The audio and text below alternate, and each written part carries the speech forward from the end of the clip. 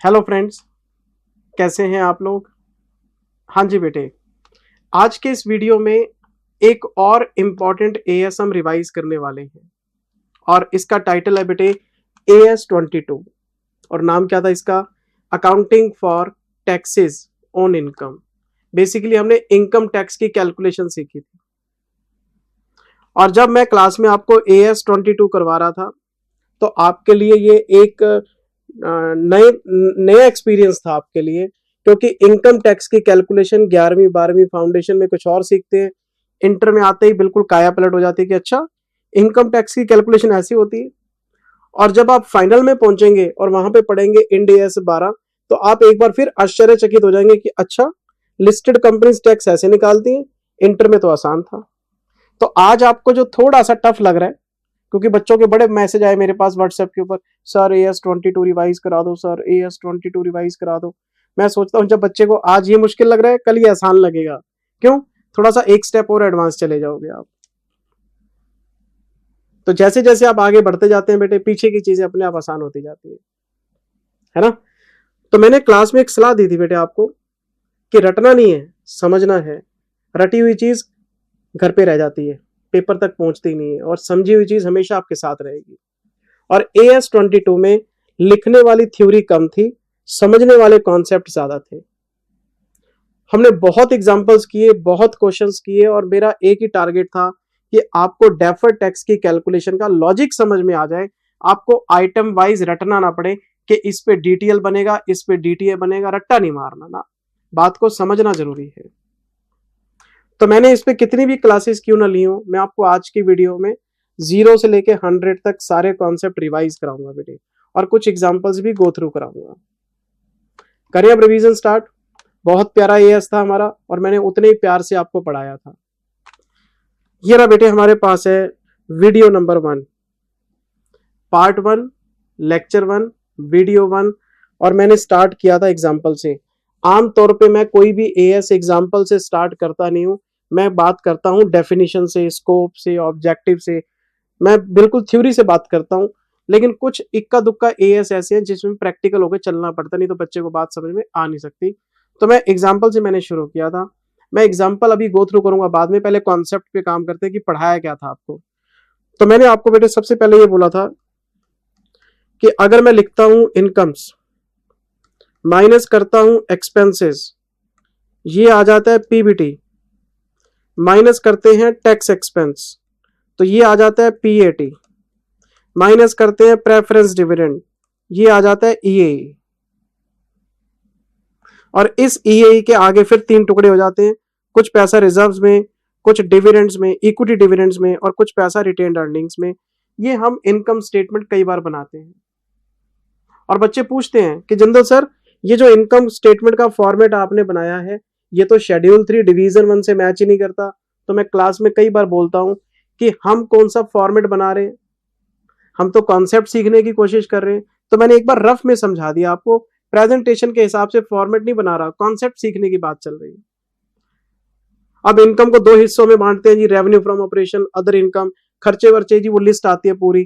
Presentation की मैं बात ही नहीं कर रहा, मैं तो कॉन्सेप्ट की बात कर रहा हूं। ऐसी इनकम स्टेटमेंट कई जगह बनाई है हमने। तो जब मैंने AS22 शुरू किया था तब भी ऐसे ही शुरू किया था, रिवीजन भी वैसे शुरू कर रहा हूं। ना मुझे इनकम से मतलब, ना मुझे एक्सपेंस से मतलब, ना मुझे PBT से मतलब, ना मुझे PAT से मतलब, ना मुझे प्रेफरेंस डिविडेंड से मतलब, ना मुझे EAE से मतलब, ना मुझे इससे मतलब। मुझे AS22 में मतलब है तो सिर्फ इस चीज के साथ, जिसको मैं कहता हूं टैक्स एक्सपेंस। AS22 सिर्फ और सिर्फ टैक्स एक्सपेंस पे लगता है मेरे बच्चे। और मैंने आपको बताया था कि टैक्स एक्सपेंस के अंदर 2 चीजें होती है। एक तो हमने नोट किया था करंट टैक्स, और एक हमने नोट किया था डेफर्ड टैक्स। फिर आपको बताया था करंट टैक्स क्या चीज है। करंट टैक्स की कैलकुलेशन बड़ी सिंपल थी। आप लोग टैक्सेबल इनकम, और टैक्सेबल इनकम पे लगा दो टैक्स रेट। जो टैक्स आता है उसको बोलते हैं करंट टैक्स।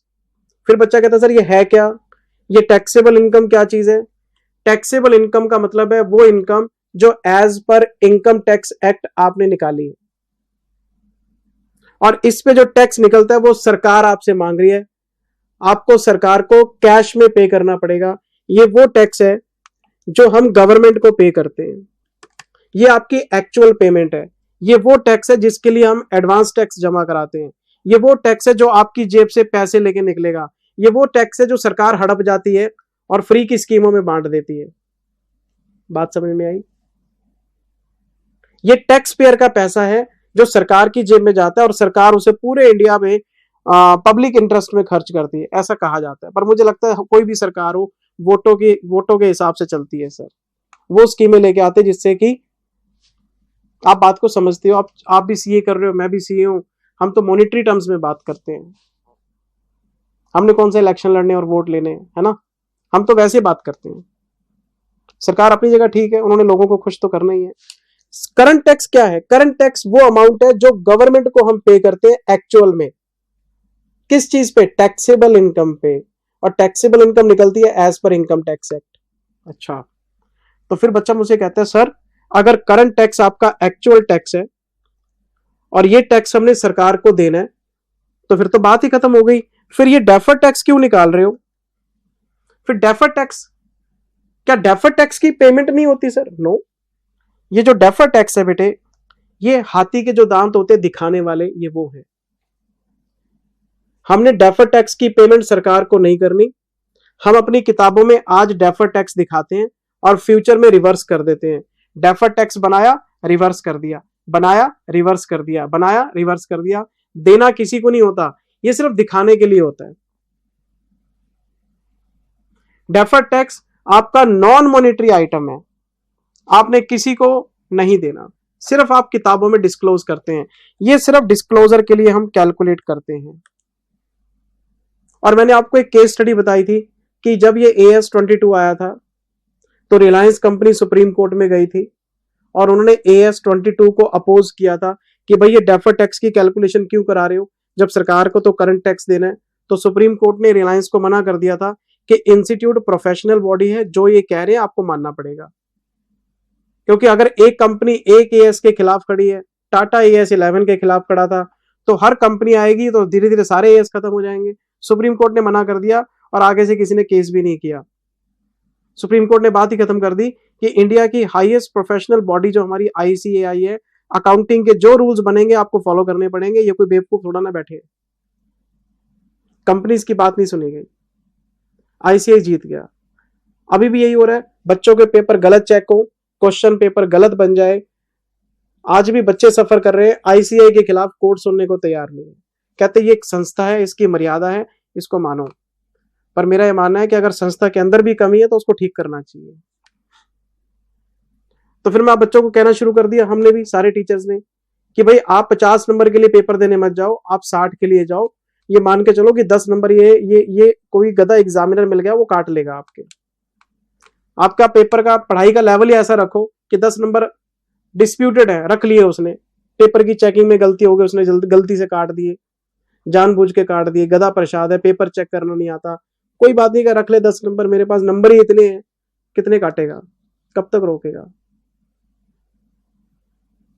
तो ये डेफर्ड टैक्स क्या है? ये डेफर्ड टैक्स बेटे दिखाने वाला टैक्स है। क्रिएट हुआ, बैठ गया, क्रिएट हुआ, रिवर्स हो गया, क्रिएट हुआ, रिवर्स हुआ, और हमने पूरे का पूरा AS-22 डेफर्ड टैक्स की कैलकुलेशन पे लगा दिया था। फिर बच्चे आते हैं, सर डेफर्ड टैक्स ऐसे समझ में नहीं आएगा, आप हमें रीजन बताओ, डेफर्ड टैक्स क्या है, क्यों निकाल रहे हैं। अच्छा, तो मैंने इसका आपको रीजन बताया था।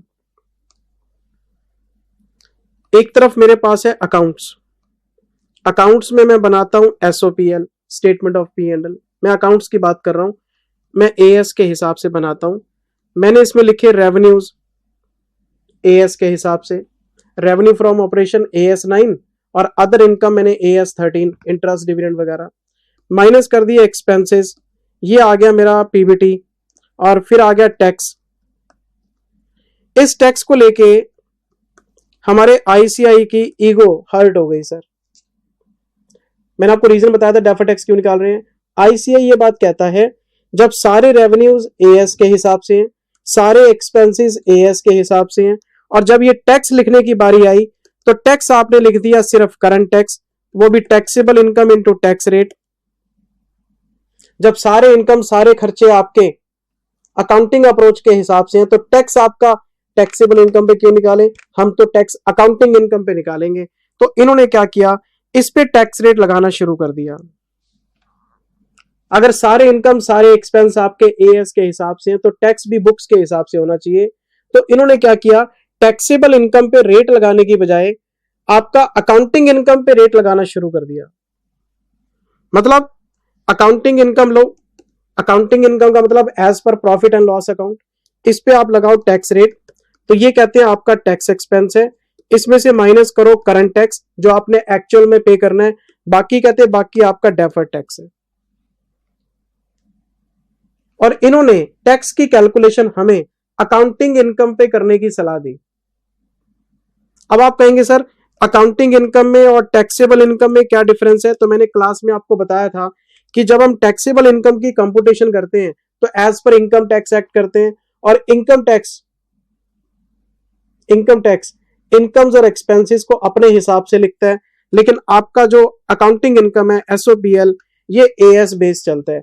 इन दोनों में बहुत सारे डिफरेंसेस होते हैं। ऐसे बहुत सारे इनकम और एक्सपेंसेस है जो अकाउंट्स में लिखे जाते हैं, टैक्स में नहीं लिखे जाते, टैक्स में लिखे जाते हैं, अकाउंट्स में नहीं लिखे जाते। तो उन डिफरेंसेस की वजह से ये डेफर्ड टैक्स क्रिएट होता है। अगर अकाउंटिंग इनकम और आपकी टैक्सेबल इनकम सेम होती तो डेफर्ड टैक्स आता ही नहीं, लेकिन दोनों सेम होते नहीं। तो आपको करना क्या है, अकाउंटिंग इनकम और टैक्सेबल इनकम बीच में जो डिफरेंस है, इस डिफरेंस के लिए आपको डेफर्ड टैक्स निकालना है। मैं एग्जांपल से बात समझाता हूं, अभी बात पूरी नहीं हुई। मैंने लिखा अकाउंटिंग इनकम, मैंने लिखा टैक्सेबल इनकम, मैंने लिखा जी प्रोविजन फॉर डाउटफुल डेब्ट्स, लो या छोड़ो, प्रोविजन फॉर वारंटी। मैंने लगाया AS29, मैंने लगाया AS4। डेटर पे जो प्रोविजन बनाते हैं AS4 के हिसाब से, वारंटी का प्रोविजन बनाते हैं AS29 के हिसाब से। कोई भी AS हो, अकाउंटिंग होती है प्रूडेंस बेसिस पे, और प्रूडेंस कहता है एक्सपेक्टेड लॉसेस के लिए प्रोविजन बना लो। तो आपने अपने अकाउंट्स में जब P&L बनाया तो आपने यहां लिख दिया प्रोविजन, प्रोविजन फॉर किसी भी चीज का हो, provision for court case, provision for warranty, provision for doubtful debts. लेकिन जब हम सेक्शन 36 में आते हैं और टैक्सेबल इनकम निकालते हैं, तो इनकम टैक्स वाले कहते हैं नो, प्रोविजंस आपके डिसअलाउड हैं। कहते हैं अगर हमने आपको प्रोविजन अलाउ कर दिए तो आप प्रोविजन बना बना के क्लेम कर लोगे और टैक्स पे ही नहीं करोगे, इनकम टैक्स कम हो रहा है आपका। कहते हैं हम आपको मना नहीं करते, आपने वारंटी के लिए प्रोविजन बनाया, तो जब आप कस्टमर को एक्चुअल में वारंटी देंगे और पैसे खर्च करेंगे तब आप डिडक्शन ले लेना। हमने बोला जी वारंटी तो अगले साल खर्च होगी, कहते फिर अगले साल माइनस करा लेना। अकाउंट्स चलता है एक्रूअल बेसिस पे, प्रोविजन पहले डल जाता है, इनकम टैक्स में ये खर्चा फ्यूचर में आएगा, हो सकता है अगले साल आए, हो सकता है कस्टमर की कंप्लेंट 2 साल बाद आए। वारंटी तो 5-5 साल की दे देते हैं, तो 5 साल में कभी भी खर्चा आ सकता है, तभी आपको डिडक्शन मिलेगी। आपने कोर्ट केस का प्रोविजन अभी बना लिया, लेकिन फैसला आएगा 2 साल बाद, 3 साल बाद, तब आपको कॉम्पनसेशन देना पड़ेगा, तो इनकम टैक्स में आपको डिडक्शन मिलेगी फ्यूचर में। बैड डेट्स जब होंगे, प्रोविजन फॉर डाउटफुल डेब्ट आपने अभी बना लिया, बैड डेट्स फ्यूचर में होंगे, तो बैड डेट्स का डिडक्शन आपको फ्यूचर में मिलेगा। मना नहीं कर रहे, टाइमिंग का फर्क है। अकाउंट्स में कुछ चीजें एक्रूअल बेसिस पे पहले आ जाती हैं, इनकम टैक्स में बाद में आती हैं। मैं एग्जांपल चेंज करता हूं, मैंने लिखा यहां पे asset for research and development, इसकी लाइफ है 5 साल। मैंने अकाउंटिंग इनकम में देखा इन्होंने लगा दिया AS10 और इसको 5 साल में डेप्रिशिएट करना स्टार्ट कर दिया। आपने कोई मशीन खरीदी, कोई रिसर्च एंड डेवलपमेंट में यूज होती है और उस मशीन की लाइफ है 5 साल, अकाउंट्स में डेप्रिसिएशन 5 साल तक लगता रहेगा। मान लो 10 लाख की एसेट आपकी, तो 2 लाख 2 लाख 2 लाख 2 लाख 2 लाख। लेकिन इनकम टैक्स में सेक्शन 35 कहता है 100% डिडक्शन पहले साल में ले लो आप, तो 10 लाख का 10 लाख पहले साल में खर्चे में डल जाएगा। अब इसमें क्या हुआ, इनकम टैक्स में एडवांस में खर्चा डाल दिया और अकाउंट्स में 2 2 2 करके 5 साल में आएगा, डिफरेंस क्रिएट हो गया। और ये वो रीजंस हैं जिसकी वजह से टैक्सेबल इनकम और अकाउंटिंग इनकम आपस में मैच नहीं करती। तो इन डिफरेंसेस को फाइंड आउट करके आपको डेफर्ड टैक्स निकालना है। पता है इन डिफरेंसेस को क्या बोलते हैं? इनको बोलते हैं टाइमिंग डिफरेंसेस। आपको याद होना चाहिए, मैंने कितने प्यार से बताया था बेटे आपको। इनको बोलते हैं टाइमिंग डिफरेंसेस। टाइमिंग डिफरेंसेस का मतलब वो डिफरेंस जो आज ओरिजिनेट हुआ है लेकिन फ्यूचर में रिवर्स हो जाएगा। आज ओरिजिनेट हुआ, फ्यूचर में रिवर्स हो जाएगा। आज ओरिजिनेट हुआ, फ्यूचर में रिवर्स हो जाएगा। आज डेफर्ड टैक्स क्रिएट कर दिया, फ्यूचर में रिवर्स हो जाएगा। क्रिएट किया, रिवर्स किया, क्रिएट किया, मतलब डेफर्ड टैक्स उठा और बैठ गया, खत्म। ना किसी को देना, बस दिखाने की बात है। ये हम क्या कर रहे हैं? हम अपनी ईगो सेटिस्फाई कर रहे हैं और हम अपना इनकम टैक्स अकाउंटिंग इनकम पे मैच कर रहे हैं। टैक्सेबल इनकम पे तो करंट टैक्स जाना ही है, लेकिन अगर मैं अकाउंटिंग इनकम की बात करूं तो डिफरेंस पे मैंने डेफर्ड टैक्स बना लिया, आपका टैक्स अकाउंटिंग इनकम पे मैच हो जाएगा। तो डेफर्ड टैक्स हम क्रिएट करना भी सीखते हैं और उसको फ्यूचर में रिवर्स करना भी सीखते हैं। आप बात को समझो, अगर मैं बात करूं तो 10 लाख की डिडक्शन है, इनकम टैक्स वाले 10 लाख रुपए का डेप्रिसिएशन आपको क्लेम करने को दे रहे हैं, लेकिन अकाउंट्स में 2-2 लाख करके 5 बार ये भी 10 लाख का डिडक्शन दे रहे हैं। टाइमिंग का फर्क है, इसमें डिडक्शन 1 साल में आ गई, इसमें 5 साल में आई, तो पहले डिफरेंस क्रिएट हो गया। अगर आप देखें तो लो अकाउंट्स की अगर मैं बात करूं 2 यहां पे 10, तो डिफरेंस कितना आ गया? 8। तो ये डिफरेंस पहले साल तो क्रिएट हो गया लेकिन फिर रिवर्स होना शुरू हो गया। क्यों? यहां पे 0 यहां पे डेप्रिसिएशन फ्यूचर में आएगा नहीं, तो 0 बस रिवर्स होना शुरू हो गया, एंड में 0। टाइमिंग डिफरेंस वो डिफरेंस है जो आज क्रिएट हुआ, फ्यूचर में रिवर्स हो गया, इसके लिए डेफर्ड टैक्स निकालते हैं हम। अब जैसे मैंने प्रोविजन की बात की आपके साथ, अकाउंट्स में प्रोविजन का खर्चा अभी डाल दिया, टैक्स ने मना कर दिया, कहते फ्यूचर में देखेंगे, तो डिफरेंस क्रिएट हो गया। जब इनकम टैक्स में आपको डिडक्शन मिल जाएगी तब वो रिवर्स हो जाएगा। क्रिएट हुआ, रिवर्स हुआ, क्रिएट हुआ, रिवर्स हुआ, ये चलता रहता है सर। तो डेफर्ड टैक्स की कैलकुलेशन अगर आपने करनी हो, अगर आपने डेफर्ड टैक्स की कैलकुलेशन करनी हो मेरे बच्चे, तो डेफर्ड टैक्स को कैलकुलेट करने का फॉर्मूला है timing differences into tax rate. और मैंने आपको एक बात बताई थी कि ये जो डेफर्ड टैक्स है ये 2 तरीके का होता है, या तो ये डीटीएल की नेचर का होगा या फिर डीटीए की नेचर का होगा, या तो ये डेफर्ड टैक्स लायबिलिटी होगा या डेफर्ड टैक्स एक्सपेंस होगा, एसेट होगा। Deferred tax liability, deferred tax asset. अब ये कैसे डिसाइड करते हैं? मैंने आपको बताई थी ये बात। ये देखो, मान लो मेरी अकाउंटिंग इनकम है 2 लाख और मेरी टैक्सेबल इनकम है 1 लाख, और मैं आपसे कहता हूं जो डिफरेंस है वो टाइमिंग डिफरेंस है। इन दोनों में जो 1 लाख का डिफरेंस आ रहा है वो टाइमिंग डिफरेंस है, मैंने एज्यूम कर लिया एक बार। और टैक्स का रेट 30% है। तो सबसे पहले बताओ करंट टैक्स कितना आएगा? करंट टैक्स के लिए मैं 1 लाख इंटू 30% 30,000। बताओ क्या फॉर्मूला था? Taxable income into tax rate. तो ये रही टैक्सेबल इनकम, ये रहा टैक्स रेट, तो ये आपका करंट टैक्स आ गया। अब आते हैं डेफर्ड टैक्स पे।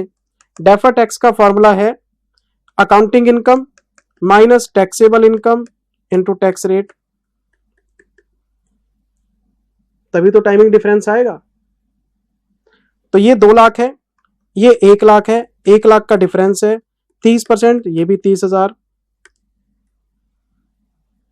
अब ये डिसाइड करना है कि ये जो 30,000 का डेफर्ड टैक्स आया है ये लायबिलिटी है कि एसेट है। अगर ये लायबिलिटी है तो खर्चा है, एसेट है तो इनकम है। अब ये कैसे डिसाइड करते हैं? शायद आपको याद हो, मैंने आपको एक चीज बोली थी, हमेशा अपना फोकस टैक्सेबल इनकम पे रखना। हमेशा आपका फोकस टैक्सेबल इनकम पे रखना।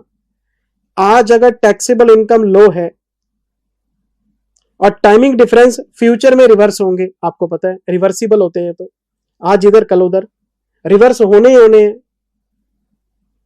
ये गीता के ज्ञान की तरह शाश्वत सत्य है कि रिवर्स होंगे ही होंगे, तभी तो टाइमिंग डिफरेंस कहते हैं। आज मेरी टैक्सेबल इनकम कम है, फ्यूचर में जब ये रिवर्स होंगे टाइमिंग डिफरेंस तो मेरी टैक्सेबल इनकम बढ़ेगी।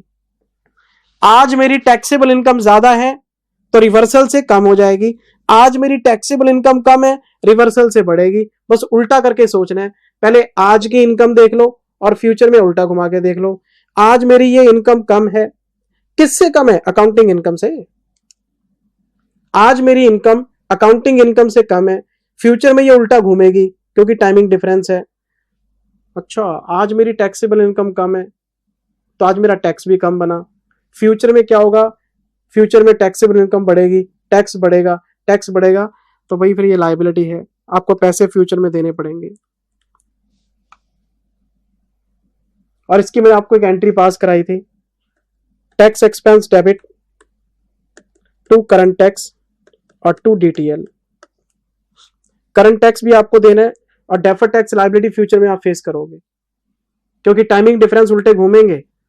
और ये बिल्कुल सत्य बात है कि आज अगर टैक्सेबल इनकम कम है तो फ्यूचर में बढ़ेगी। और अगर इसका उल्टा एग्जांपल लेके देखें, आज हमारी अकाउंटिंग इनकम 4 लाख की है और ये टैक्सेबल इनकम हमारी मान लेते हैं 5 लाख की है।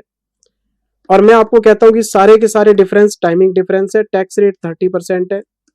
तो सबसे पहले आप करंट टैक्स निकालोगे, 5 लाख इंटू 30%, ये आ गया 1.5 लाख।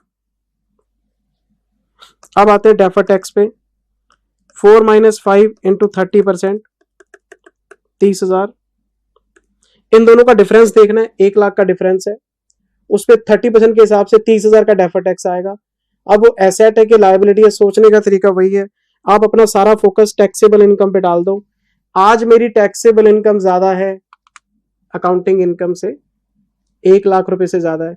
आज मेरी टैक्सेबल इनकम ज्यादा है, टाइमिंग डिफरेंस रिवर्स होंगे ही होंगे, तो फ्यूचर में मेरी टैक्सेबल इनकम कम हो जाएगी।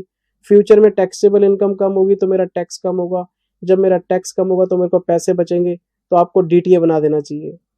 तो फ्यूचर में टैक्स बढ़ेगा तो डीटीएल, फ्यूचर में टैक्स कम हो जाएगा तो डीटीए। हमने इसको बोला डीटीए। तो इसकी एक एंट्री क्या बनी थी, tax expense debit DTA debit to current tax. Current tax आपका 1.5 लाख का है, डीटीए आपका 30,000 का है, तो आपका करंट टैक्स 120, टैक्स एक्सपेंस 120 का। इसका मतलब फॉर्मूला ये बन गया कि अगर आपको टैक्स एक्सपेंस निकालना है तो करंट टैक्स में डीटीएल प्लस होगा, डीटीए माइनस हो जाएगा, ये आपका करंट टैक्स एक्सपेंस आ जाएगा। फॉर एग्जांपल ये एग्जांपल देखो आप, यहाँ पे 30,000 का करंट टैक्स है, 30,000 का आपका डीटीएल है, तो टैक्स एक्सपेंस आपका 60,000 का हो गया। फिर बच्चे कहते हैं सर प्रूव करो, प्रूव करो। क्या प्रूव करो? कि सर आप प्रूव करके दिखाओ कि आपका इनकम टैक्स अकाउंटिंग इनकम पे आ रहा है। अच्छा, ये रही मेरी अकाउंटिंग इनकम, कितनी है? 2 लाख। ये रहा मेरा टैक्स रेट, करो जरा मल्टीप्लाई, तो 2 लाख का 30% 60,000 मैच हो गया। टैक्स आपको हमेशा अकाउंटिंग इनकम पे मैच मिलेगा, बस कंडीशन एक है कि डिफरेंसेस आपके टाइमिंग डिफरेंस होने चाहिए। सर कोई और डिफरेंस भी होते क्या? पता है आपको, सारा ये पड़ा हुआ है, परमानेंट डिफरेंसेस भी होते। अभी बताता हूं, 2 मिनट रुको, पहले एक बार टैक्स चेक करा दो। ये नहीं मेरी अकाउंटिंग इनकम, लगाओ इस पे टैक्स रेट, 4 लाख का 30% 120, तो ये रहा मेरा 120।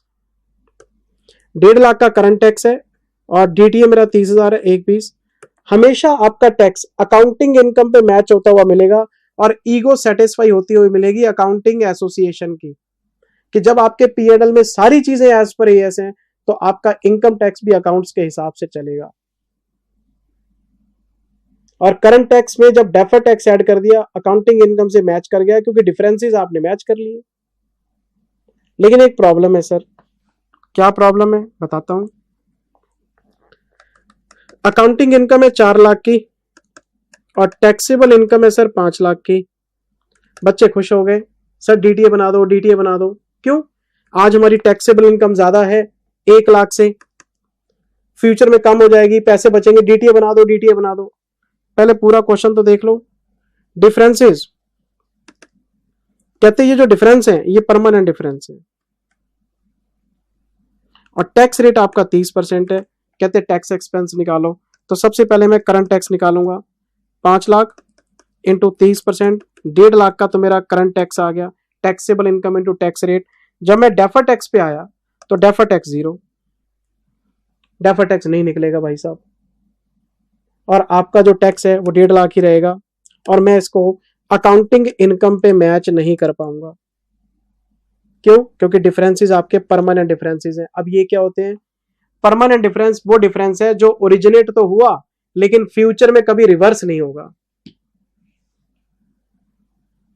अब डेप्रिसिएशन था, इधर 10 इधर 2-2 करके 5 बार आ गया, इधर प्रोविजन इधर फ्यूचर में डिडक्शन मिल गई, तो मैच हो जाता था। टाइमिंग का फर्क होता था, साल 2 साल 4 साल में टाइमिंग मैच हो जाती है।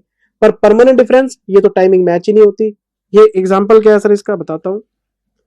मैंने पूछा जी ये डिफरेंस परमानेंट क्यों है? कहते 1,00,000 रुपए का कोई डोनेशन था जो प्राइवेट ट्रस्ट को दिया गया था, प्राइवेट ट्रस्ट को, और इसे इनकम टैक्स ने डिसअलाउ कर दिया क्योंकि इनकम टैक्स में अलाउड डोनेशंस की लिस्ट में इस संस्था का नाम नहीं था।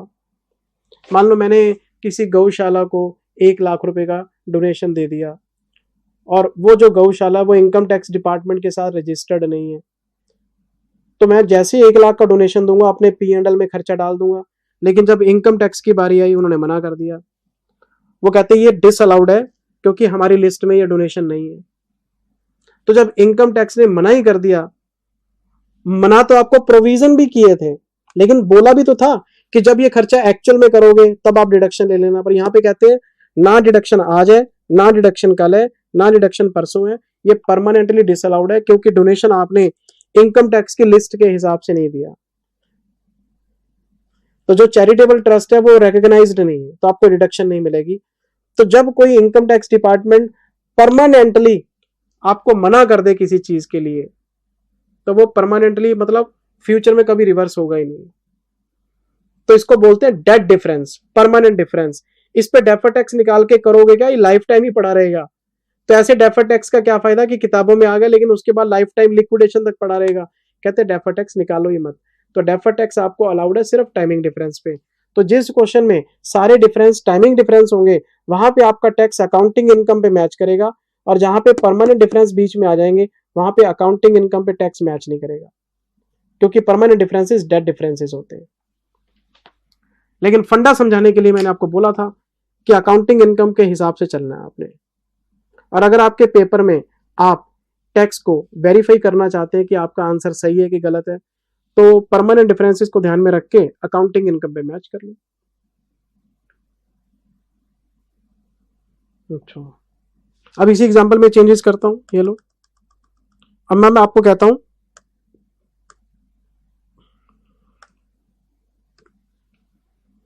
परमानेंट डिफरेंसेस 50,000 रुपए के हैं, लो। मैं आपको कहता हूं कि डिफरेंस तो 1,00,000 का है लेकिन इसमें परमानेंट डिफरेंस 50,000 का है ड्यू टू प्राइवेट डोनेशंस। तो इसका मतलब 1,00,000 का जो डिफरेंस है, अगर इसमें से 50,000 का डिफरेंस आपका परमानेंट है तो बाकी का 50,000 का क्या होगा, वो टाइमिंग डिफरेंस होगा।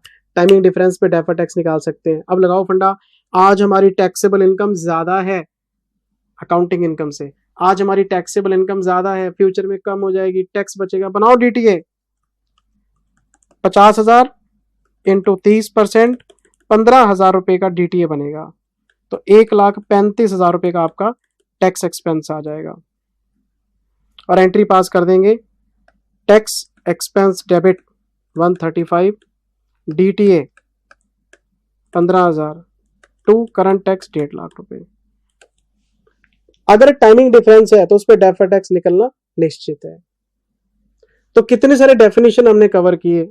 पहले मैंने आपको ऑब्जेक्टिव समझाया AS का कि हम अकाउंटिंग इनकम पे टैक्स निकाल रहे हैं, और अकाउंटिंग इनकम पे टैक्स निकालने की वजह से करंट टैक्स और डेफर टैक्स का कॉन्सेप्ट आ गया। फिर मैंने आपको डेफिनेशन बताए, accounting income as per P&L as per books, taxable income as per law, current tax taxable income into tax rate, defer tax timing difference into tax rate. Timing difference जो आज originate हुआ है future में reverse हो जाएगा, आज इधर कल इधर, पक्का है कि रिवर्स हो जाएगा। तो डेफर टैक्स बना, फ्यूचर में रिवर्स हो गया। और परमानेंट डिफरेंस डेड डिफरेंस जो कभी रिवर्स नहीं होगा, इनकम टैक्स ने कांटा मार दिया कि मना तो मना सर। इनकम टैक्स ने, आपको पता है इनकम टैक्स में बहुत सारी चीजें अलाउड डिसअलाउड में चलती हैं। अगर आप इनकम टैक्स वालों की बात नहीं मानोगे खर्चा आपको मिलेगा ही नहीं। मैंने बहुत सारे एग्जांपल करा रखे, अभी चेक कराता हूं। एक एक करके सारे एग्जांपल गो थ्रू करूंगा। अभी मैं तो अभी फंडामेंटल आपको रिवाइज करा रहा हूं कि हमने AS22 में पढ़ा क्या था, ये पढ़ा था हमने। चले आगे। अच्छा, फिर बच्चे पूछते हैं सर रिवर्सल, रिवर्सल कैसे होता है सर? रिवर्सल, रिवर्सल ये देखो ना,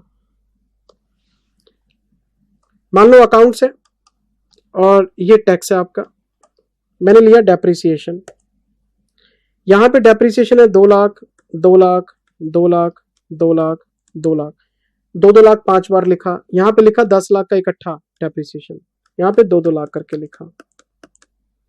टैक्स रेट आपका 30% है। अब मुझे एक बात बताओ, अकाउंट्स में डेप्रिसिएशन कितना है? मैं पहले साल की बात कर रहा हूं, मैं रिवर्सल समझा रहा हूं आपको, सॉरी रिवर्सल समझा नहीं रहा, रिवाइज करा रहा हूं आपको, समझा तो क्लास में चुका आपको।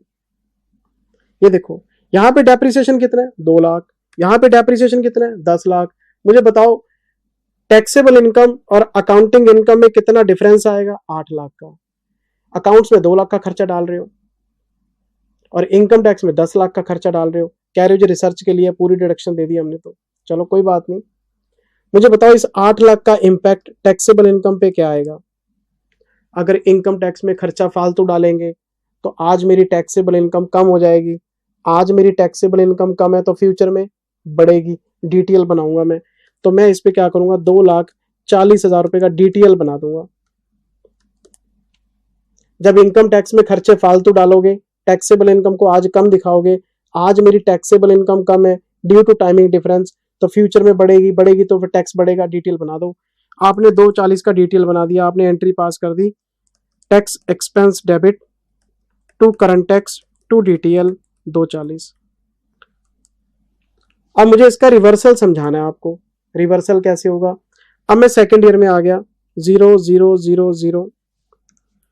अब मैं सेकेंड ईयर में आ गया, ये रहा सेकेंड ईयर। इसको एनालाइज करो मेरे बच्चे, इसको एनालाइज करो मेरे बच्चे।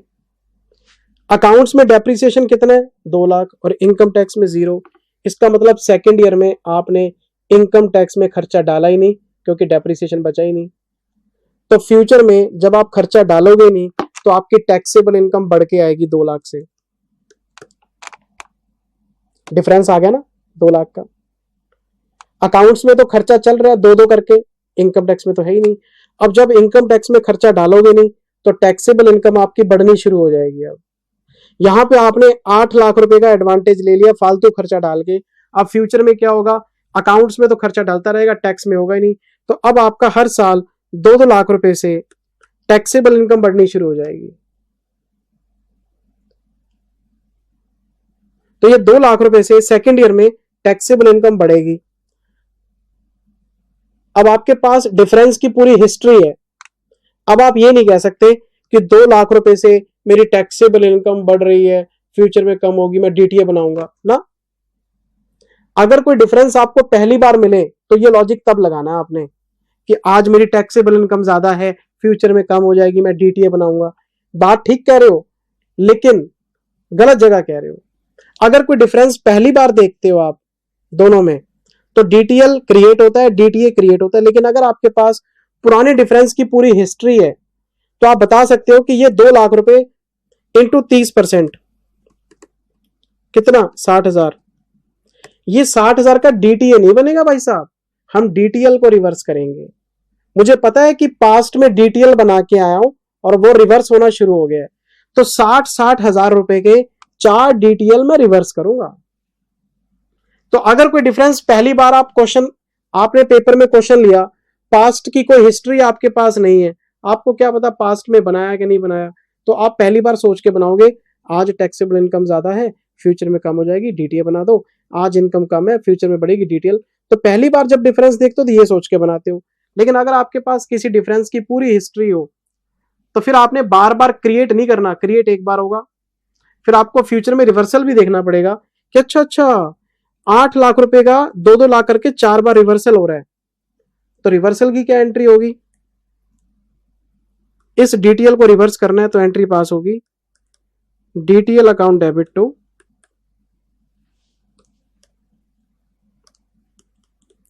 Profit and loss account. ये जो DTL है ये प्रॉफिट एंड लॉस में डेबिट हो रहा है तो ये क्रेडिट हो जाएगा। अच्छा, अगर आपने ये एंट्री पास करनी ये भी ठीक है, या फिर ये एंट्री पास करेंगे DTL ब्रैकेट में लिखेंगे reversal tax expense debit to current tax. तो अगर आपके पास किसी भी डिफरेंस की पूरी हिस्ट्री है और आपने DTL बनाया था पास्ट में, तो आज उसको रिवर्स करने के लिए उल्टा घुमाना पड़ेगा। 60 हजार रुपए के DTL चार्ट डेबिट हो जाएंगे। तो पहले 240 का क्रिएट हुआ, 60 हजार करके बैठ गया, वो रिवर्स होगा, कैंसिल हो गया। तो पेपर में दो तरह के क्वेश्चन आते हैं, पहला विद हिस्ट्री, दूसरा विदाउट हिस्ट्री। अगर विदाउट हिस्ट्री है, आपको पता है कुछ नहीं, तो नया क्रिएट कर दो। अगर पास्ट में क्या करके आए हो आपको पता है, तो फिर आपको देखना पड़ेगा पास्ट में क्या बनाया था और आज रिवर्स करके दिखाना है आपको। ये मैंने आपको पूरा खेल समझाया था बेटे। अब जैसे DTA है तो आपने एंट्री पास की थी अभी, DTA debit tax expense debit, क्योंकि टैक्स कम हो जाता है इससे, करंट टैक्स। अब इसको रिवर्स करना है तो एंट्री क्या बनेगी, tax expense debit to current tax to DTA और ब्रैकेट में लिखेंगे रिवर्सल। तो जो डेबिट बैलेंस है वो कैंसिल होना शुरू हो गया। तो इस DTA ने जब ये क्रिएट हुआ था तो आपका टैक्स एक्सपेंस कम कर दिया था, लेकिन अब रिवर्सल का टाइम आ गया है तो अब ये दोबारा से टैक्स में बढ़ना शुरू हो गया। तो DTA आपके टैक्स को कम करता है लेकिन रिवर्सल बढ़ा देता है। DTL टैक्स को बढ़ाता है लेकिन रिवर्सल कम कर देता है उसको, क्योंकि फ्यूचर में उल्टा घूमना है इसने। क्योंकि अकाउंटिंग किस चीज की कर रहे हैं हम, टैक्सेबल इनकम की, टाइमिंग डिफरेंस की कर रहे हैं। ये पूरा खेल आपको समझाया था मेरे बच्चे, आपको याद होना चाहिए। ये देखो, अब मैं आपको क्लास के एग्जाम्पल में लेके आ रहा हूं। ये हमारा लेक्चर नंबर 1 था मेरे बच्चे, ये हमारा फर्स्ट लेक्चर था, और मैंने ये पूरी कहानी सुनाने के बाद एग्जाम्पल 1 लिखवाया कि जी अकाउंटिंग इनकम 2 लाख है, टैक्सेबल इनकम हमारी 1.5 लाख है। अब तो चुटकी में बताओ, आज हमारी टैक्सेबल इनकम कम है तो फ्यूचर में बढ़ेगी, तो डिफरेंस आ रहा है 50 हजार का, इस पे DTL बनेगा 15 हजार रुपए का, वैसे ही पता है। तो अगर मैं इस पे लगाता हूँ 30%, 45 हजार का तो मेरा करंट टैक्स है, और इन दोनों का डिफरेंस है 50 हजार। इस पे लगाता हूँ 30%, 15 हजार का DTL है, 45 और 15 60 हजार का टैक्स एक्सपेंस है, क्योंकि सारे के सारे डिफरेंस हमने टाइमिंग डिफरेंस अज्यूम किए हुए हैं। ये रहा 45 का करंट टैक्स है, 15 का डेफर टैक्स है 60 हजार। अब करंट टैक्स की कैलकुलेशन कैसे हुई, इस फॉर्मूले से हुई, और डेफर टैक्स की कैलकुलेशन टाइमिंग डिफरेंस से हुई। सिंपल सी, अब तो सिंपल लगना चाहिए बेटे। फिर आपको एंट्रीज पास कराई, देखो फिर दूसरा एग्जांपल आ गया, चुटकियों में बता दोगे आप। अकाउंटिंग इनकम 4 लाख है, टैक्सेबल इनकम 6 लाख है। आज मेरी टैक्सेबल इनकम ज्यादा है तो फ्यूचर में कम हो जाएगी, DTA बनेगा। पहले मैं इस पे 30% लगाऊंगा, 180 का मेरा करंट टैक्स आ गया, और 2 लाख का डिफरेंस है, इस पे 30% लगाऊंगा, 60 हजार रुपए का मेरा DTA आ गया। तो DTA 60 हजार है, 180 का करंट टैक्स है, तो 120 का मेरा टैक्स एक्सपेंस होना चाहिए, क्योंकि DTA कट जाता है। ये रहा tax expense 180 minus 60 120। Same formula, same calculation, बस आपको ये देखना है कि DTA है कि DTL है। फ्यूचर में क्या होगा, आज मेरी इनकम कम है फ्यूचर में बढ़ेगी, चल DTL। आज मेरी इनकम ज्यादा है फ्यूचर में कम हो जाएगी, चल DTA। फ्यूचर में क्या होगा, फ्यूचर में पैसे लगेंगे तो DTL, बचेंगे तो DTA। इतनी सी बात है बेटे, क्योंकि टाइमिंग डिफरेंस है। टाइमिंग डिफरेंस की वजह से उल्टा घूमना ही घूमना है इसमें। समय का चक्कर ऐसे घूमता है सर, ऐसे घूमता है समय का चक्कर।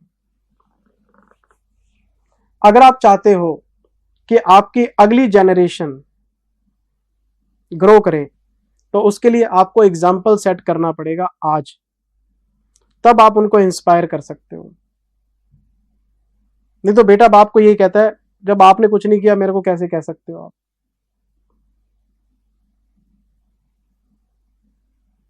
मेरी बात समझ रहे हो? फादर या मदर दोनों में से एक को, आने वाली जनरेशन को इंस्पायर करना पड़ेगा। और मुझे ये लगता है कि आज के दौर में जो लड़कियां हैं वो ज्यादा फोकस्ड है। मेरी बात, बॉयज गुस्सा मत माने कि सर आप गर्ल्स को खुश कर रहे हो ना, मैं वही बात कह रहा हूं जो मैं समाज में देख रहा हूं। गर्ल्स अपने करियर को लेके ज्यादा फोकस्ड है, बॉयज कम फोकस्ड है। क्योंकि बॉयज को 50 तरह के काम और भी हैं जो गर्ल्स को नहीं है। बॉयज ने दोस्ती भी करनी है, तफरी भी मारनी है। मेरी बात समझ रहे हो? टाइम वेस्टेज के सोर्स बड़े हैं लड़कों के पास। मैं ये नहीं, सारे बच्चों की बात नहीं कर रहा, मैं ज्यादातर लड़कों की बात कर रहा हूं। लड़कियां लीड कर रही हैं, हर प्रोफेशन में लीड कर रही हैं। तो इसलिए कह रहा हूं, संभल जाओ। अगर आप चाहते हो कि अगली जनरेशन आपकी ग्रो करे, तो आपको आज उनके लिए एग्जाम्पल सेट करना पड़ेगा, आपको पढ़ना पड़ेगा उनके लिए आज। और अगर आप खुद कामयाब नहीं होंगे, आप अगली जनरेशन को कैसे इंस्पायर करेंगे? क्योंकि आज की जो जनरेशन है सर, बहुत प्रैक्टिकल है। मैं अगर अपने बेटे को कहता हूं बेटा टीवी मत देखो, और मैं टीवी देख रहा हूं, मैं मूवी देख रहा हूं, मैंने टीवी चला रखा है और अपने बेटे को कह रहा हूं बेटा टीवी बंद कर, ये आपके लिए हार्मफुल है। वो कहता आप पहले आप बंद करो, आपके लिए भी तो हार्मफुल है। बेटे फोन मत चलाओ, फोन आपके लिए हार्मफुल है। पापा आप तो सारा दिन फोन यूज करते रहते हो। तो बच्चों को अगर आपने कोई चीज कहनी है, तो पहले आपको वो खुद अपने ऊपर अप्लाई करनी पड़ेगी, तब बच्चे देखेंगे कि हाँ, जब ये बंदा खुद टीवी नहीं देखता तो मैं कैसे किस हिसाब से चलाऊंगा। वो चीज कह रहा हूं मैं आपको। जब आप माइलस्टोन गाड़ देंगे, आपके पास डिग्री हाथ में होगी, तो अगली जनरेशन को कह सकते हो कि हमने इतनी मेहनत की थी, तो उनको आप इंस्पायर कर सकते हो। और जो इंस्पिरेशन घर से मिलती है सर, कहीं से नहीं मिलती हो, ये बात सच है। इसलिए पढ़ाई पे ध्यान दो, फोकस रहो, पढ़ाई पे ध्यान दो, फोकस रहो, फोकस रहो, फोकस रहो। ये देखो आप, तीसरा एग्जांपल आ गया। इस एग्जांपल में आप देखो, अगर अकाउंटिंग इनकम हमारी 2 लाख की है, टैक्सेबल इनकम हमारी 1 लाख की है। मैंने टैक्सेबल इनकम के ऊपर 30% लगाया, तो 30,000 रुपये हमारा क्या आ गया? करंट टैक्स आ गया। अब ये डिफरेंस आ गया 1 लाख का, लेकिन 40% डिफरेंस कहता है जी परमानेंट है। अगर 40% डिफरेंस परमानेंट है, तो फिर डेफर टैक्स तो 60% पे निकलेगा। तो मैंने 1 लाख लिया, इसका 60% किया, फिर उसका 30% किया, तो 18,000 रुपये का डेफर टैक्स आ गया। आज मेरी टैक्सेबल इनकम कम है, फ्यूचर में बढ़ेगी तो डीटीएल बनेगा, तो 48,000 रुपये का मेरा टैक्स एक्सपेंस आ जाएगा। ये रहा जी 48,000 रुपये। सारे डिफरेंस टाइमिंग डिफरेंस है, तो सारा डेफर टैक्स निकाल दो। थोड़ा सा परसेंटेज कट के लगाना तो कट के लगा दो बेटे, क्या मुश्किल काम है बताओ। फिर इसके बाद मैं नेक्स्ट एग्जांपल पे आ गया। लो, ये वही रिसर्च एंड डेवलपमेंट वाली बात आ गई। अब वैसे तो मैंने समझाई दिया आपको। अकाउंटिंग इनकम बता रहे हैं जी 2 लाख की, ठीक है। टैक्सेबल इनकम बता रहे हैं जी 2 लाख की है। सेम कैसे है? ये सेम है क्योंकि बिफोर डेप्रिसिएशन है।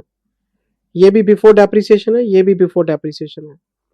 अच्छा, इन्होंने एक एसेट खरीदी है जी 1 लाख की, और इस पे 100% डेप्रिसिएशन आपको अलाउड है इनकम टैक्स में पहले साल में, पर अकाउंट्स में 2 साल में डेप्रिसिएशन लगेगा। तो मैं आपको अभी बता सकता हूं, 2 मिनट का काम है। अगर मैं अकाउंट्स की बात करूं तो 50,000 करके डेप्रिसिएशन लगेगा, और अगर मैं टैक्स की बात करूं तो 1 लाख रुपए और 0 का डेप्रिसिएशन लगेगा। तो पहले साल में डिफरेंस आ जाएगा 50,000 का, इस पे लगाऊंगा मैं 30%, 15,000 रुपए का मेरा डीटीएल बनेगा। डीटीएल क्यों बनेगा? क्योंकि मैं आज इनकम टैक्स में डेप्रिसिएशन की डिडक्शन ज्यादा ले रहा हूं। जब डेप्रिसिएशन ज्यादा डाल दूंगा, टैक्सेबल इनकम कम हो जाएगी। अगर मेरी टैक्सेबल इनकम आज कम हो जाएगी तो फ्यूचर में बढ़ेगी, तो डीटीएल बना दिया। अब फ्यूचर में ये रिवर्स हो गया, तो रिवर्सल ऑफ डीटीएल 15,000 रुपए रिवर्स कर दूंगा मैं। अब यहां पे मैं ये नहीं सोचूंगा कि आज मेरी टैक्सेबल इनकम ज्यादा है क्योंकि खर्चा नहीं मिला मेरे को, मेरी टैक्सेबल इनकम बढ़ गई तो मैं डीटीएल बना दूं ना। हिस्ट्री है मेरे पास कि पहले डीटीएल बनाया था, वही रिवर्स हो रहा है। जो 50,000 का डिफरेंस आया था, वही 50,000 का डिफरेंस यहां पे रिवर्स हो रहा है। तो डेफर टैक्स निकालना क्या मुश्किल काम है, लेकिन प्रेजेंटेशन के हिसाब से आपको करंट टैक्स भी निकालना है, डेफर टैक्स भी निकालना है, तो आपको पूरा स्टेटमेंट बना के दिखाना पड़ता है। कैसे? पहले मैं लिखूंगा अकाउंटिंग इनकम कि जी 2 लाख की इनकम मेरी पहले साल में है, 2 लाख की इनकम मेरी दूसरे साल में है। यहाँ से डेप्रिसिएशन माइनस होगा जी 50,000, यहाँ से डेप्रिसिएशन माइनस होगा जी 50,000। पहले साल की इनकम 1.5 लाख, दूसरे साल की इनकम भी 1.5 लाख। फिर मैं टैक्सेबल इनकम पे आ गया, 2 लाख का मेरा प्रॉफिट है जी टैक्स में भी, लेकिन मैं डेप्रिसिएशन माइनस करूंगा जी 1 लाख, यहाँ से माइनस करूंगा जी 0। मेरी टैक्सेबल इनकम आ जाएगी जी 1 लाख, और मेरी टैक्सेबल इनकम आ जाएगी 2 लाख। अब मुझे करंट टैक्स निकालना है, तो मैं इस पर 30% लगाऊंगा दोनों पे, तो मेरा करंट टैक्स आ जाएगा इसमें 30,000, और इसमें मेरा करंट टैक्स आ जाएगा जी 60,000। अब मेरे को इसमें 15,000 का DTL बनाना है। क्यों? क्योंकि अकाउंटिंग इनकम और टैक्सेबल इनकम में डिफरेंस आ रहा है 50,000 का। आज मेरी टैक्सेबल इनकम कम है, फ्यूचर में बढ़ेगी तो DTL बनेगा।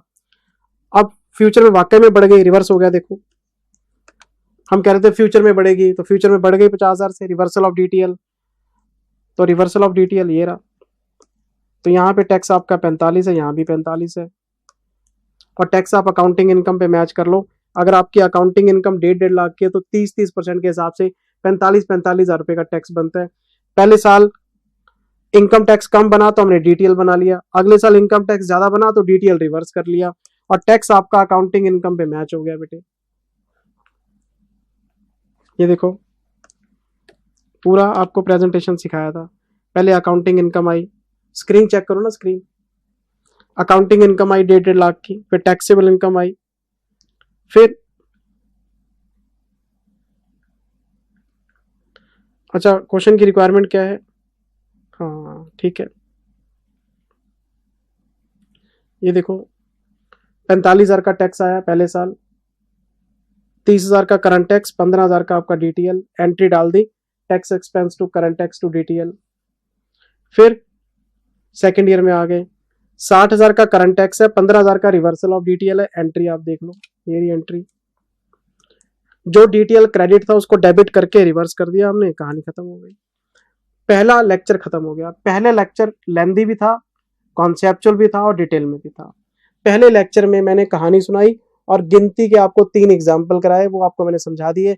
रिवीजन में भी उतना ही टाइम लगाया मैंने जितना आपको मेन लेक्चर में लगा के दिया था। पूरा फंडा समझा दिया बेटे। अब मैं थोड़ी सी स्पीड पकड़ूंगा। मैं लेक्चर नंबर 2 में आ गया। लेक्चर नंबर 2 में आते ही थ्योरी पे काम शुरू किया। फिर हमने, ये हमारा लेक्चर नंबर 2 है। मैंने आपको बताया जी ऑब्जेक्टिव क्या है इसका। ऑब्जेक्टिव है to calculate income tax on accounting income in place of taxable income. मैं बता चुका हूं अकाउंटिंग इनकम पे टैक्स निकाल रहे हैं। फिर हम डेफिनेशंस में आ गए। पहली डेफिनेशन है accounting income as per P&L, meaning of taxable income as per tax law. ये सारे डेफिनेशन बता चुका हूं मैं आपको। फिर G tax expense. Tax expense का मतलब है current tax plus defer tax. Defer tax plus minus दोनों हो सकता है, DTL प्लस हो जाता है, DTA माइनस हो जाता है। अच्छा, करंट टैक्स क्या है? Taxable income into tax rate. Defer tax क्या है? Timing difference into tax rate. Timing difference का मतलब क्या है? वो जो ओरिजिनेट हुआ है आज लेकिन फ्यूचर में रिवर्स हो जाएगा, will be reversed. Timing difference क्या है? आज खड़ा हुआ है जी, फ्यूचर में रिवर्स हो जाएगा। आज डिफरेंस खड़ा हो गया लेकिन फ्यूचर में रिवर्स हो जाएगा। आज ये डिफरेंस अराइज हुआ है, फ्यूचर में रिवर्स हो जाएगा। ये हमारे पास है परमानेंट डिफरेंस। ये कौन सा है जी? Disallowed expense, disallowed income under tax loss. ये कभी रिवर्स नहीं होता। If any difference between accounting income and taxable income does not have capacity of reversal, जिसमें रिवर्स होने की कैपेसिटी नहीं है, वो डेड है। डेड है, वो कहानी खत्म हो गई। फिर आपको मैंने सिचुएशंस बताए काफी सारे AS22 में। यहां से मैंने एग्जांपल लेने स्टार्ट करे थे। ये देखो, सबसे पहला एग्जांपल केस 1। केस 1 क्या था? Section 43B of income tax act. ये डिफरेंसेस की लिस्ट बना रखी है हमने। पहला डिफरेंस 43B, आपने किसी एम्प्लॉय के पेंशन फंड में कोई कंट्रीब्यूशन करना है, आपने उसको बोनस देना है, आपने कोई इंटरेस्ट की पेमेंट करनी है, आपने कोई GST की पेमेंट करनी है, कोई TDS की पेमेंट करनी है। सेक्शन 43B ये कहता है अगर आपने किसी एम्प्लॉय के पैसे देने हैं, कोई ब्याज देना है, कोई टैक्स वैक्स देना है, लेकिन आपने दिया नहीं, आपने उसको एक्रिव करके रख लिया अपनी बुक्स में, क्योंकि अकाउंट से ये बात कहता है कैश बेसिस पे अकाउंटिंग नहीं होती, एक्रूअल बेसिस पे होती है। आपने एंट्री पास कर ली expense account debit to outstanding expense, तो आपने क्या किया? इस एक्सपेंस को P&L में डाल दिया। पर इनकम टैक्स ये बात कहता है जब तक आप इनकी एक्चुअल पेमेंट नहीं करोगे डिडक्शन नहीं मिलेगी। एम्प्लॉय के पेंशन फंड में, प्रोविडेंट फंड में उसका बोनस, उसका लीव इनकैशमेंट, ब्याज, कोई टैक्स वैक्स सब चुका दो, कैश में पे करो। और अगर आप कैश में पे कर दोगे हम डिडक्शन दे देंगे। और उसकी एक ग्रेस पीरियड दे दी, कहते 31 मार्च को चलो आपने एक्रिव दिखा दिया, हमने आपको डिसअलाउ कर दिया। आप ऐसा करो रिटर्न तो अगले साल ही फाइल करनी है ना, तो इनकम टैक्स की रिटर्न फाइल करने से पहले पहले पे कर दो, हम आपको तब भी डिडक्शन दे देंगे। अगर आपने इनकम टैक्स की रिटर्न फाइल करने से पहले पहले, और अगर इनकम टैक्स की रिटर्न फाइल करने से पहले आपने पेमेंट नहीं की, डिडक्शन नहीं मिलेगी। तो एक बात तो पक्की है ना, कौन सा ऐसा एंटिटी है जो पेमेंट करने के बाद भी पैसे तो देने ही है, टाइम से दे दो डिडक्शन मिल जाएगी। कोई भी एंटिटी 43B में कंप्लायंस फेल नहीं करती, पेमेंट दे देती है। तो मैंने आपको बताया था, कोई बात नहीं, टैक्सेबल इनकम की कंपुटेशन में 31 मार्च को आप इसको डिसअलाउ मानते हो, कोई बात नहीं, डिडक्शन तो मिल जाएगी ना। रिटर्न फाइल करने से पहले पहले डिडक्शन मिल जाएगी ना अगर आप पेमेंट कर दोगे। जब डिडक्शन मिल जाएगी तो टैक्सेबल इनकम कम हो जाएगी, तो टैक्स कम, डीटीए बना लो ना, कौन रोक रहा है आपको। तो अगर आपके पास कोई एक्रूड एक्सपेंस है in the form of interest, bonus, pension, gratuity या कोई टैक्स, अगर आपने एक्रूअल बेसिस पे प्रॉफिट एंड लॉस में डाल दिया, उसको डिसअलाउ कर दो, अपनी टैक्सेबल इनकम आज बढ़ा के दिखा दो, लेकिन फिर उस पर डीटीए बनाओ, क्योंकि फ्यूचर में आपको डिडक्शन मिल जाएगी। अच्छा, ये देखो ना, सीधी सी बात है यार, फ्यूचर में डिडक्शन मिलेगी, फ्यूचर में टैक्स कम हो जाएगा आपका, तो जिस चीज पे टैक्स कम होगा उस पर डीटीए बना देते हैं। अकाउंटिंग इनकम मान लेते हैं 2 लाख की है। अकाउंटिंग इनकम जब आपने कैलकुलेट की थी तो आपने काफी कुछ डिडक्ट कर रखा है, लेकिन ये आपके एक्रूड एक्सपेंस हैं। 10,000 का ब्याज माइनस कर लिया, 50,000 का बोनस माइनस कर लिया, तो 60,000 के खर्चे। तो मैं क्या करूंगा, 2 लाख लूंगा, एड बैक कर दूंगा 60, तो ये मेरी टैक्सेबल इनकम आ जाएगी 260, क्योंकि इनकम टैक्स एक्रूअल बेसिस पे खर्चे मानता नहीं है, वो कहता पेमेंट करो। तो मैं इस पे लगा दूंगा 30%, तो 78,000 रुपीज का मेरा करंट टैक्स आ जाएगा। लेकिन मुझे पता है कि ये जो 60,000 है इसकी डिडक्शन मुझे मिल जाएगी अगर मैं अगले साल रिटर्न फाइल करने से पहले पेमेंट कर दूंगा। तो मैं इस पे 18,000 रुपए का डीटीए बना लेता हूँ। अगर मैं इस पे डीटीए बना लेता हूँ तो 60,000 रुपए का मेरा करंट टैक्स आ जाएगा। वही चीज आपको आगे मिलेगी, ये लो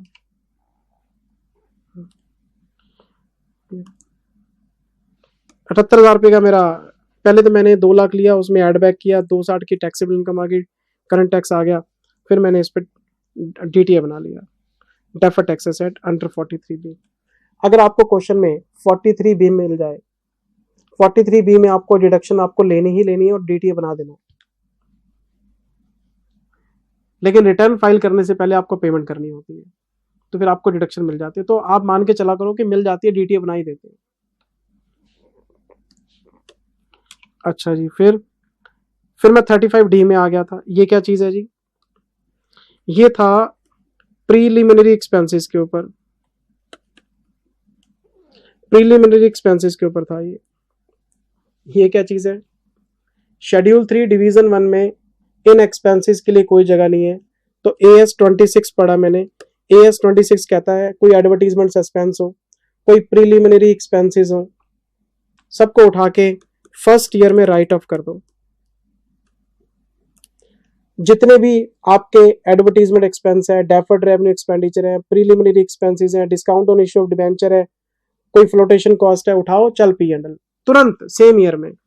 पर इनकम टैक्स में सेक्शन 35D में कहता नहीं, 1/5 की डिडक्शन मिलेगी आपको हर साल। अब उल्टा हो गया, अकाउंट्स में खर्चा फास्ट हो गया, इनकम टैक्स में स्लो हो गया। तो अगर मैं कंपैरिजन करूं, मान लो मेरा ये खर्चा है 15,000 रुपए का, कोई बात नहीं, तो अकाउंट्स में तो 15 के 15 पहले साल ही उड़ गए, लेकिन अगर मैं टैक्स की बात करूं तो टैक्स में आएंगे 3-3 हजार रुपए करके, टैक्स में आएंगे 3-3 हजार रुपए करके। तो पहले साल को कंपेयर करो, 12,000 का डिफरेंस खड़ा हो गया, 12,000 का 30%, 3,600 रुपए का डेफर टैक्स बनेगा। अब आप सोचो, डेफर टैक्स बनेगा, ये डेफर टैक्स लायबिलिटी के एसेट है, तो आपको बताया था डिडक्शन फ्यूचर में मिलेगी, टैक्स फ्यूचर में बचेगा, तो डीटीए बना दो।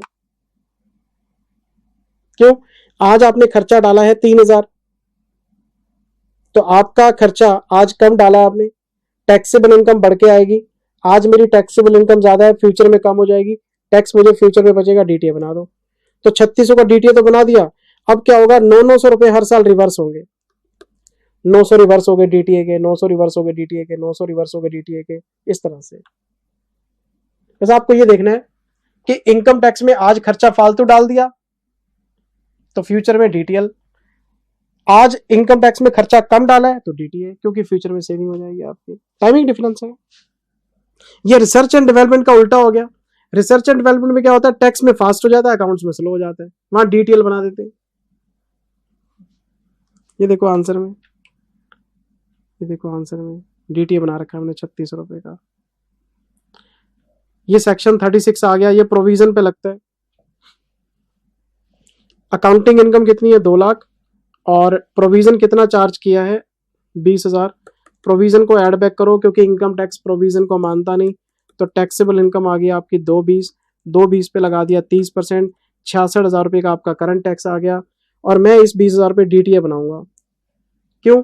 इनकम टैक्स में डिडक्शन फ्यूचर में मिलेगी, जब एक्चुअल में बैड डेट्स आ जाएंगे, तो 6,000 रुपये का डीटीए बना दूंगा मैं इसके ऊपर, तो मेरा टैक्स एक्सपेंस 60,000 रुपये का आ जाएगा। क्या अकाउंटिंग इनकम पे मैच हो रहा है? बिल्कुल हो रहा है। ये देखो ना, आज एक्सपेंस डिसअलाउड है, लेकिन फ्यूचर में अलाउ हो जाएगा। पहले 220, फिर 66, फिर 6, और ये रिसर्च एंड डेवलपमेंट तो मैं आपको करा ही चुका हूँ, एग्जाम्पल में अभी कराया था। इस पे डीटीएल बनेगा और डीटीएल रिवर्स होगा, क्योंकि इनकम टैक्स में पहले साल में डेप्रिसिएशन ज्यादा लग जाता है, पहले साल में टैक्सेबल इनकम कम हो जाती है, फ्यूचर में बढ़ेगी। आपको बताया हुआ सर, एग्जाम्पल देखो स्क्रीन के ऊपर। ये वही नोट्स हैं जो आपकी कॉपी में लिखे हुए भाई साहब, आप चेक तो करो।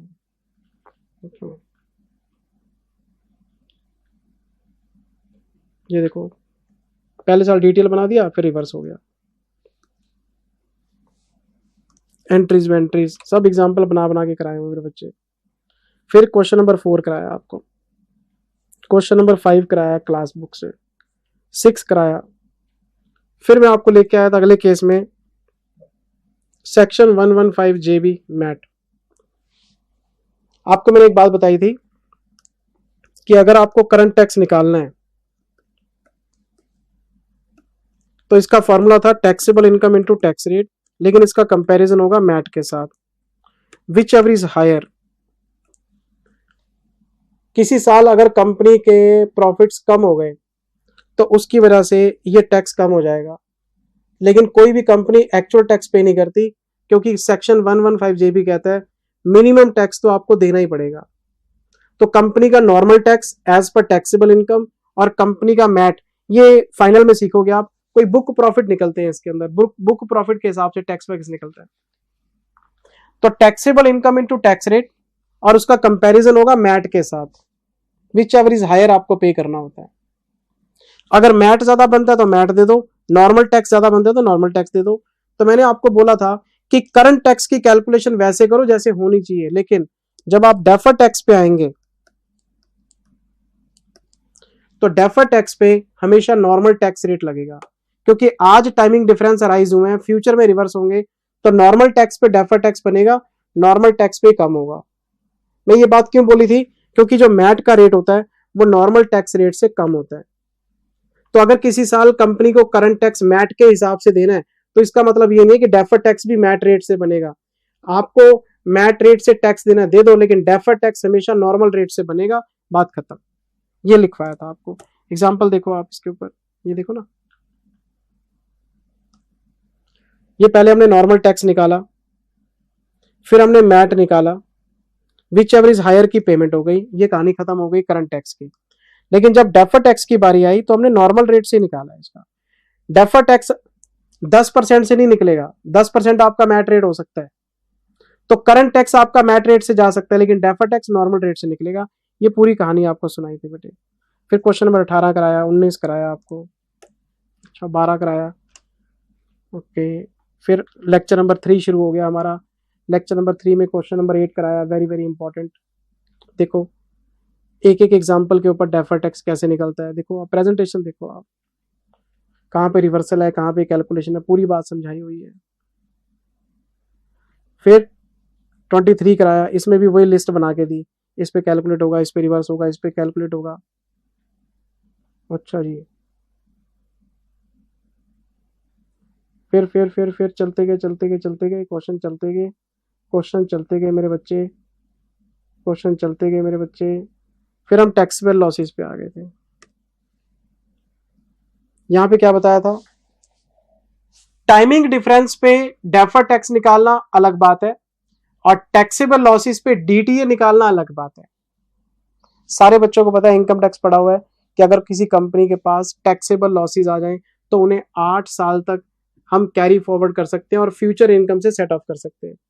अगर आज कोई कंपनी 2 लाख का लॉस बता रही है, टैक्सेबल लॉस, और फ्यूचर में उसने कमा लिया 3 लाख, तो 3 लाख में से पहले 2 लाख का सेट ऑफ करेगी लॉस को, 1 लाख पे टैक्स देना है। तो जो आज टैक्सेबल लॉस हुआ है उसको फ्यूचर में कैरी करके फ्यूचर इनकम में सेट ऑफ करके बाकी इनकम पे टैक्स देना होता है। याद है ना आपको? तो मैंने आपको एक बात बोली कि टैक्सेबल लॉसेस आपको फ्यूचर में टैक्स बचा के देंगे, तो इस पे डीटीए हमेशा बना के आना। तो 2 तरह के डेफर्ड टैक्स बताए थे।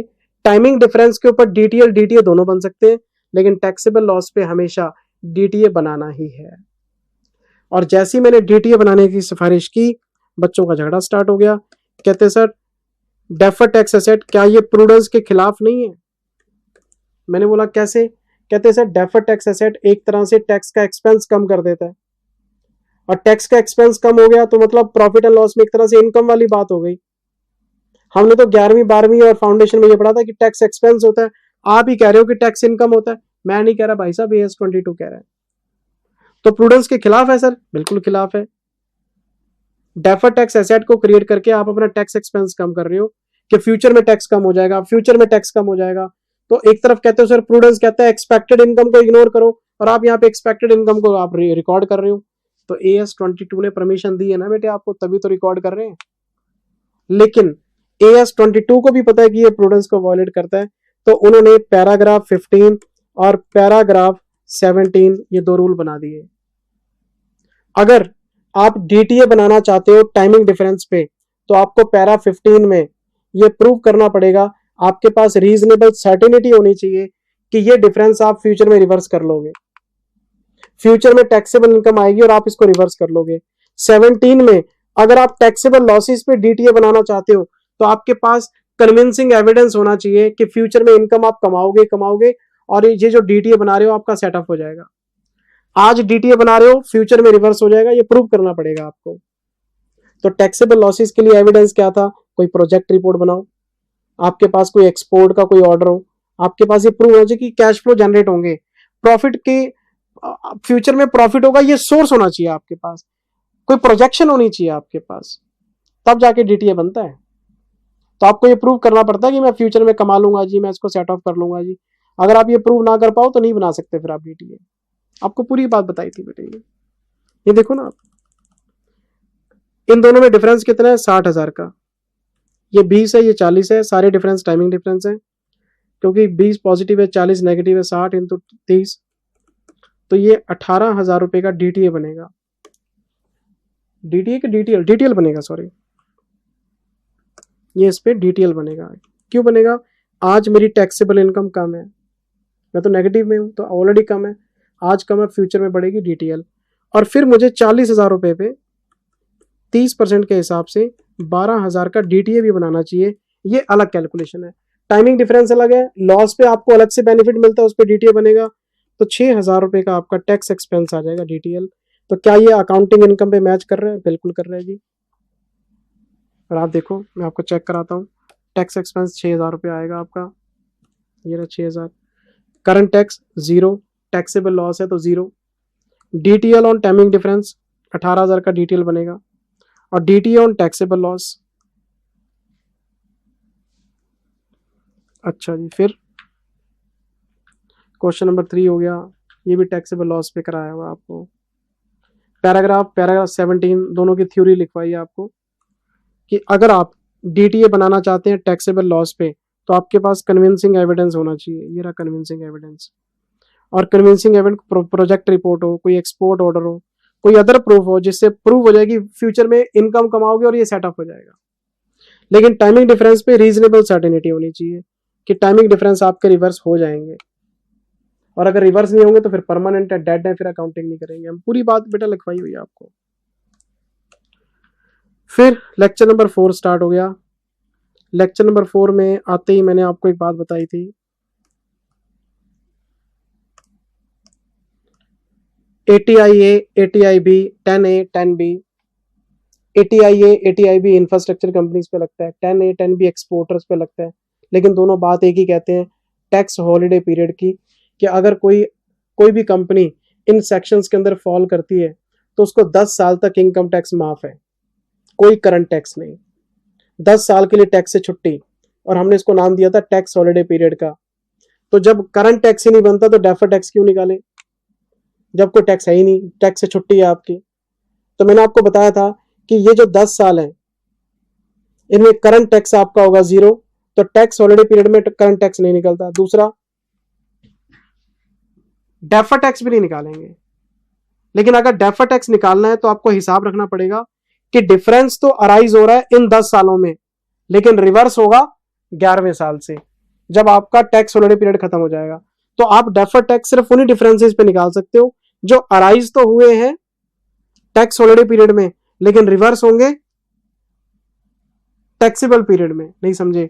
अगर कोई भी डिफरेंस टैक्स हॉलिडे पीरियड में अराइज हुआ और टैक्स हॉलिडे पीरियड में ही बैठ गया, 10 साल में अराइज हुआ, 10 साल में बैठ गया, उसके ऊपर कोई टैक्स डेफर्ड टैक्स नहीं। लेकिन 10 साल में टैक्स डिफरेंस उठा, 11वें साल से रिवर्सल होगा, उस पर हम डेफर्ड टैक्स आज निकाल देंगे। मैं एग्जांपल से चेक कराता हूं ना। ये देखो, यहां से आपको बात बिल्कुल समझ में आ जाएगी। ये 15 साल की कैलकुलेशन है और 10 साल पे लाइन मारी हुई है कि ये टैक्स हॉलिडे पीरियड आपका। ये डेप्रिसिएशन एज पर बुक्स, ये depreciation as per tax law. तो डिफरेंस आ गया, ये भी डिफरेंस आ गया, ये भी डिफरेंस आ गया, ये भी डिफरेंस आ गया। 5 साल तक डिफरेंस अराइज होता रहा, हमने डेफर्ड टैक्स निकाला ही नहीं। क्यों? टैक्स हॉलिडे पीरियड में जब करंट टैक्स ही नहीं देना तो डेफर्ड टैक्स का क्या मतलब। फिर हमने लिस्ट बना के देखी, ये रिवर्स हो गया, ये रिवर्स हो गया, ये रिवर्स हो गया, ये रिवर्स हो गया। फिर हमने कैलकुलेशन करी, इनका टोटल मारो कितने, इनका टोटल मारो कितने, 11, 33, 50, 62, 72, ये आ रहा है 228। मैं 228 यहां से माइनस करके देखूंगा, फीफो बेसिस पे चलना है, जो डिफरेंस पहले आएगा रिवर्स भी पहले वही होगा। इसका मतलब ये हुआ कि जो 47 का डिफरेंस है ये 10 साल में रिवर्स नहीं होगा। डिफरेंस खड़ा हुआ 275 का, टैक्स हॉलिडे में 228 ही रिवर्स हो रहे हैं, तो मतलब ये जो 47 है ये खड़ा रहेगा डिफरेंस, और ये 11वें साल में, 12वें में, 13वें में। अच्छा, इसका मतलब 47 के ऊपर डेफर्ड टैक्स निकलेगा, 181 के ऊपर डेफर्ड टैक्स निकलेगा, इसके ऊपर भी डेफर्ड टैक्स निकलेगा, इस पे भी निकलेगा। अच्छा, पॉइंट समझ में आया? टैक्स हॉलिडे पीरियड में जो डिफरेंस खड़े हुए हैं और डिफरेंस बैठ गए हैं उसको तो छोड़ दो, लेकिन अगर कोई डिफरेंस अराइज हो रहा है टैक्स हॉलिडे पीरियड में लेकिन रिवर्स होगा बाद में, उसका डेफर्ड टैक्स आपको दिखाना पड़ेगा, क्योंकि वो 11वें, 12वें, 13वें, 14वें, 15वें साल में रिवर्स हो रहे हैं। तो ये जो 228 है ये तो इसी पीरियड में बैठ गया 10 सालों के अंदर अंदर, तो इस पे नो डेफर्ड टैक्स। तो इसमें भी 228 हटा के बाकी पे डेफर्ड टैक्स निकालना पड़ेगा। ये पूरी बात समझाई थी बेटे आपको। ये देखो ना, अब आपको थ्योरी बताता हूं मैं। देखो थ्योरी में क्या लिखवाया, if any timing difference takes place during tax holiday period, अगर 10 साल में कोई डिफरेंस आता है but it will be reversed during taxable period, 11वें साल में अगर वो रिवर्स होगा तो फिर आपको उसके ऊपर डीटीए दिखाना चाहिए। अच्छा ये देखो, if any timing difference arises during tax holiday period and it is also reversed during tax holiday period, तो फिर इस पे डेफर्ड टैक्स निकालने की जरूरत नहीं है। तो 228 रिवर्स हो रहे हैं, उस पर डेफर्ड टैक्स की जरूरत नहीं है, लेकिन बाकी वाला बाद में रिवर्स होगा, उस पर निकाल दूंगा करके। अच्छा फिर ये क्वेश्चन कराया आपको बेटे, देखो ना मैं आपको दिखाता हूँ ना क्वेश्चन। ये डिफरेंस है हमारे पास, ये देखो, ये वर्किंग आपके सामने पड़ी।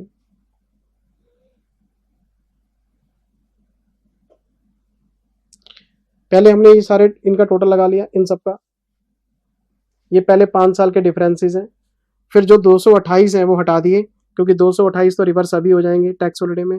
बाकी जो बचा इस पे आपको डेफर्ड टैक्स निकालना पड़ेगा। ये आप देख लेना बेटे, कॉपी में लिखे हुए आंसर्स। फिर हम आगे बढ़ गए, फिर हम आ गए नेक्स्ट पे, explanation on long term capital loss. ये क्या बताया था, जैसे आप टैक्सेबल लॉसेस को कैरी फॉरवर्ड कर सकते हैं वैसे ही लॉन्ग टर्म कैपिटल गेन की जगह अगर लॉन्ग टर्म कैपिटल लॉस आ जाए तो इनकम टैक्स डिपार्टमेंट कहता है आज आपको लॉन्ग टर्म किसी एसेट को बेचने पे कैपिटल गेन की बजाय कैपिटल लॉस हो गया, तो आप इसे फ्यूचर में कैपिटल गेन के साथ सेट ऑफ कर सकते हो, तो फिर इस पे भी डीटीए बनना चाहिए। तो यहाँ पे AS22 कहता है आप इस पे डीटीए तब बनाओगे जब आपको पक्का पता होगा कि फ्यूचर में आप कोई दूसरी एसेट बेचोगे और वहां से कैपिटल गेन आएगा और वहां पे सेटअप हो जाएगा। तो अगर आपको श्योरिटी है, आप प्रूव कर सकते हैं कि फ्यूचर में कैपिटल गेन आएगा, लॉन्ग टर्म कैपिटल गेन, और आप इसको सेटअप करके टैक्स बचा लेंगे, तो डीटीए बना लो आप इसके ऊपर। अच्छा, ये क्या जी, अनएब्जॉर्ब डेप्रिसिएशन। अगर आपका कोई भी डेप्रिसिएशन चार्ज होने से रह गया और आपको लगता है कि फ्यूचर में इनकम होगी और फ्यूचर में आप इसको भी काट लोगे, तो डीटीए बना लो। टैक्सेबल लॉसेस के ऊपर DTA, long term capital loss के ऊपर डीटीए और अनएब्जॉर्ब डेप्रिसिएशन के ऊपर डीटीए। आपको प्रूव करना पड़ता है कि फ्यूचर में इनकम आएगी और हम डीटीए को सेट ऑफ कर लेंगे। ये आपको मैंने लिखवाया था बेटे। अच्छा, फिर प्रेजेंटेशन एंड डिस्क्लोजर, ये तो मैंने आपको बता ही दिया था कि शेड्यूल 3 डिवीजन 1 चेक कर लो। आपका defer tax liability, defer tax asset और आपका करंट टैक्स, जो शेड्यूल 3 डिवीजन 1 कहता है उसके अकॉर्डिंग चलो आप। ये देखो ना, we will disclose current tax, defer tax in financial statement as per schedule 3 division 1। फिर क्वेश्चंस कराए, फिर लो जी हो गया। फिर thank you, best of luck. Jindal साहब का नाम आ गया, AS22 रिवाइज हो गया बेटे। अब आप फटाफट से सारे क्वेश्चन देख लो, नजर मार लो, कॉन्सेप्ट रिवाइज करा दिया है। Thank you very much, take care, bye bye. अगले वीडियो में AS15 रिटायरमेंट बेनिफिट्स का आपको रिवाइज कराऊंगा।